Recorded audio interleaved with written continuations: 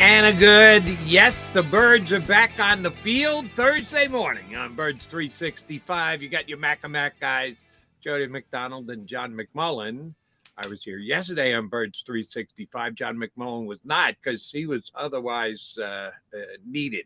That would be down in South Philadelphia at the NovaCare Complex to observe everything went on for the first day of camp for the Philadelphia Eagles. Johnny Mac, you correctly predicted that Howie Roseman would join Nick Sirianni at the pre-podium session before they got out there on the field. He did just that. And then you got 58 minutes of Philadelphia Eagle football. Where did you learn more? Listening to the coach and the general manager, or actually watching the Eagles go through their activity? I guess the practice. You don't get much from Howie in these type situations. Nick was a little bit more forward, I guess. So I think we got more out of Nick than Howie, certainly. But it was typical Howie when he gets asked about the linebackers. We're always looking to, improve if there's an option. There's nothing wrong with that. It's just not. It's pretty obvious and not that revealing. But Nick gave us a few nuggets. But you always get more with them being on the field for the first time. And they talk before. Nick talks before practice at training camp. I wish he talked after practice for the reason he was pretty vocal yesterday, and there's a number of pre-snap penalties late in the practice, and he got on the bullhorn and he was giving the defense the what, and you would have been. I would have liked to have asked him about that after the practice. Now you got to wait till he's not talking again till Sunday, I believe. So, right. I think part of that was calculated, to be honest. But I would like to ask the coach there. I think it was an opportunity to say, we're not NFC champions anymore. We're at the bottom of the hill with everybody else. I think that was an opportunity. I think it was part he was pissed off, but part was calculated. I think that's how I took at it, because everybody's sloppy on the first day of practice. And red zone. That's been a unique part of Nick Sirianni's plan. He's obsessed with situational football. First day of practice now every year, red zone, all red zone stuff. So tight quarters. You got to see Dallas Goedert look tremendous. James Bradbury looked as savvy as ever defensively. Linebackers did not look good. Pass rush looks very good. So a lot of the stuff we expected, but it's only the first day, as Jason Kelsey would say. One of the things that I thought was telling with, or at least you could sink your teeth into a little bit about Sirianni speaking before the practice was, it's going to be running back by committee. Don't worry about who gets the first carry in today's practice. This truly is a position where a lot of who started yesterday and who played with the ones was certainly analyzed and looked at yesterday. He said, don't even go there with the running backs, because we're going to shuttle everybody in with the ones. And then he went right out and did it and used all of his running backs. He's not ready to commit to running back. And I believe it's because that truly is a competition, that they're open-minded at running back and made the best man win. That's the way it's supposed to be on a football team. If you don't have a guy who's locked in, been doing it for years, maybe contract even plays into that. There's no contract issues with the running backs. None of them are making big money. So I think it is truly going to be a meritocracy back there. And the best running back is going to get the majority of the catches, touches, carries, whatever it breaks down to. I think they're very open-minded there. How about you? Yeah, I agree with that to a certain degree. Now, you say we always talk about this. What do you mean by running back by committee? I think in training camp, he's telling the truth. Like, he's going to rotate guys through, but he's looking for the guy. He's looking for the lead back. I talked to him in the offseason. He made it pretty clear that they want a lead back. In other words, they don't want, to go, all right, it's this guy for this week and this guy for next week. They want somebody to seize that mantle. And if somebody doesn't, it's probably a bad sign because they want it. But they don't know who it is. Right. And that part is true. And he said, don't read into Boston Scott getting the first rep. And that kind of, to me, it's a 3-horse race, to be honest.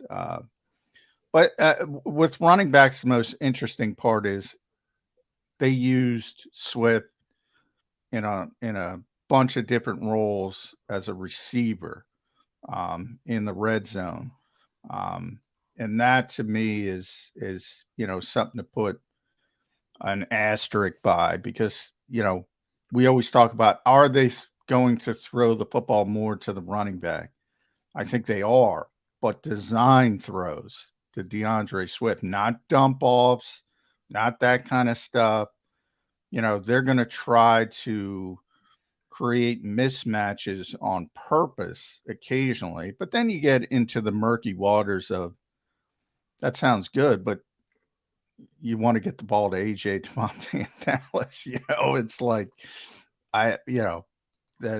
that's part of the problem with the Eagles offense is they're so good with that wide receiver tight end combination. I can't worry about the other stuff because those guys are always open.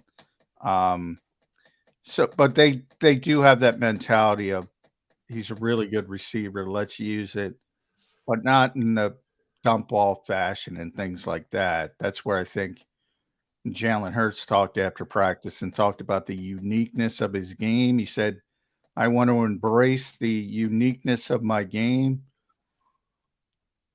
That the Eagles embrace it. So, they want them to, they don't want to turn them in. It's kind of weird to me that people want to take away that uniqueness. Let me see if you agree with this stance. You were there, I wasn't, but many people have reported on and described the way that they use Swift in the all red zone practice that they had yesterday. Would you call the attempts from where he was positioned on the field and when they did throw the ball his way created touches, manufactured touches? Because that's something you and I talk about enough. You're not a big fan, unless, of course, it's Kyle Shanahan who's doing the manufacturing. He seems to be very good at it. Not necessarily a strength of the Sirianni era 2 years in. Is that something we're going to see from the Eagles, manufactured touches for a guy like Swift? Well, when I say manufactured touch player, I mean more of, a jet sweep guy, an orbit motion guy, a guy who doesn't necessarily run great routes, maybe a little bit raw, so you can't get them the ball in conventional ways, but they're such great athletes, you want to give them the ball in space. So no, it was more of a regular part of the offense. And, they use a lot of empty sets, for example. So where they have 5 receivers and nobody in the backfield, he was split out as one of the receivers in that type of look. Now, again, people get caught up too much in labeling personnel groupings, because when you're 5 wide, it doesn't mean you have 5 receivers out there. It means the tight end split out, the running back is split out, and you're trying to create some kind of matchup advantage. It was more of the typical way they run their offense. We weren't seeing jet sweeps and orbit mode and things like that. The Eagles don't do that. I think they should do it a little bit more, just to throw a curveball to opposing defenses. We talked about that a bunch when Nick Sirianni, remember, they were dead last in motion during his first year. And that's when Nick said, you never want to be bottom 5 in anything in the NFL. And he realized he had to do a little bit more of it. And by the way, it worked. They did a quarterback draw to perfection that fooled both linebackers. And Jalen Hurts went right up the middle for about 5-6 yard touchdown. Not even touched, nobody near him. And that came off some motion. So they're cognizant of that, but no, they're not going to be a manufactured touch team. They're just that's not in their sort of mentality. Right. I was just trying to get your definition of it because I know you've been kind of outspoken. You don't consider that manufactured touches when you have a guy like Swift lined up outside of the backfield and an open backfield, no running backs behind Hurts. But overall, for day one, would you call the practice sloppy? And everyone is expected to be at least somewhat sloppy day one. But was this above and beyond sloppy for the Eagles, either the two previous camps that Sirianni's run, or just as many Eagle camps you've ever been to? Because day one's day one, no matter who the coaching staff is. Yeah, day one's day one. So yeah, but it was sloppy, and they know it was sloppy. They even joked about it after. Some of the PR people, we should, take a look at some of your drafts and how sloppy they are. When taking a shot at us, but yeah, it was sloppy, and that's fair. And Nick Sirianni will admit it was sloppy, and he took advantage of it. Like I said, when I said I think it was a little bit calculated to say, at one point he basically said, "This is how bad teams beat you when you do shit like this," and screaming on the bullhorn. So, yeah, it was sloppy, but it's day one, and that's. Jason Kelsey. Sometimes I think with Jason, Jason's so good and so, he's been around for so long. Jason doesn't need this. He doesn't. I talk about it all the time.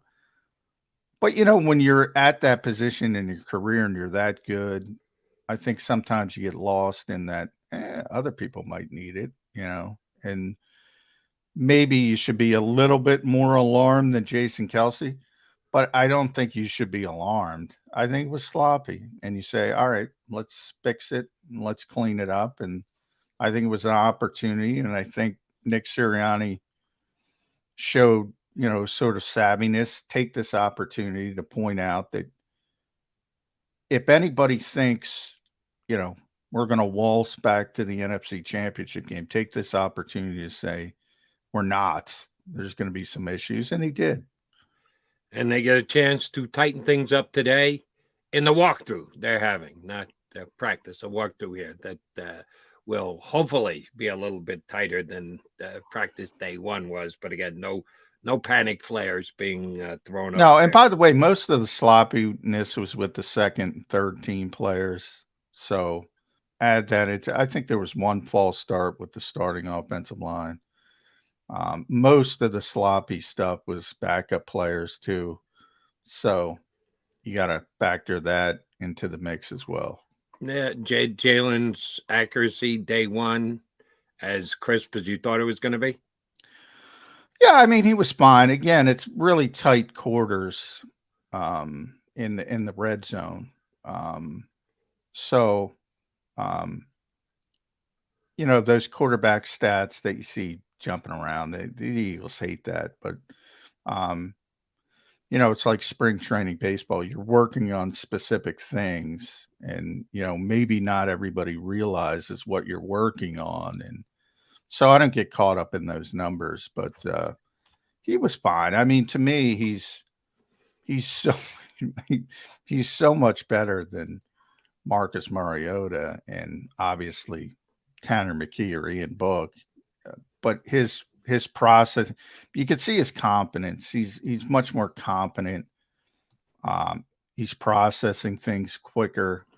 And he talked about that's just experience. The more you play, the more you understand what you're seeing and what's going on. I have no concerns over Jalen Hurts. I have a lot of concerns over the backup quarterback, but I have no concerns over Jalen Hurts. And obviously the hope is he's completely healthy and you don't have to worry about that. And the thing that I like best about Jalen yesterday was not on the field, what he told us off the field. My only concern, and I try to keep this in proper perspective, it's a minimal concern. He's going to be dedicated. He's going to put in the work. He's going to be a leader.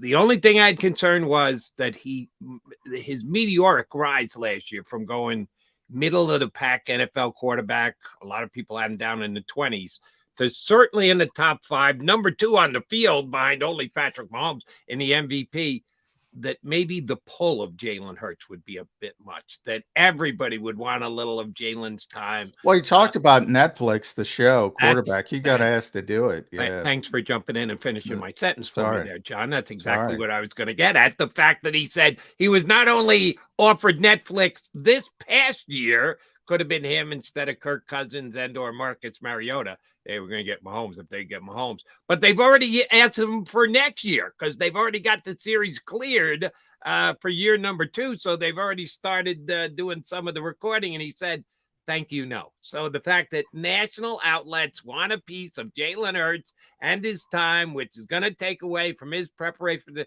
no, he's not doing it. Thank you very much, Jalen. And the only reason why I brought it up was because he's such a good dude that he's not an ego guy who's going to, all right, can't be bothered with this. No. He's too good a guy, if anything, but he's also got his mindset and focused on what he needs to for year number 1, which is very important, at least in my estimation.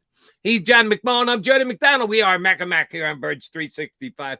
Got 2 Eagle beat guys coming your way. After the first practice, we need guys who understand what the Eagles getting ready for a season is like this year, particularly, but in previous seasons, and being able to compare where this team is at, where other Eagle teams were when they got their season underway. Old school first, up to date, standing next to Johnny Mac, sweating down there at Eagles camp yesterday, second. Les Bowen, longtime Eagle beat writer and host of Bowen on the Birds podcast, will be up first. And then in hour number 2, Chris Franklin from NJ.com going to jump in with us. Appreciate the Eagle fans being in bright and early as the season gets underway here on Birds 365.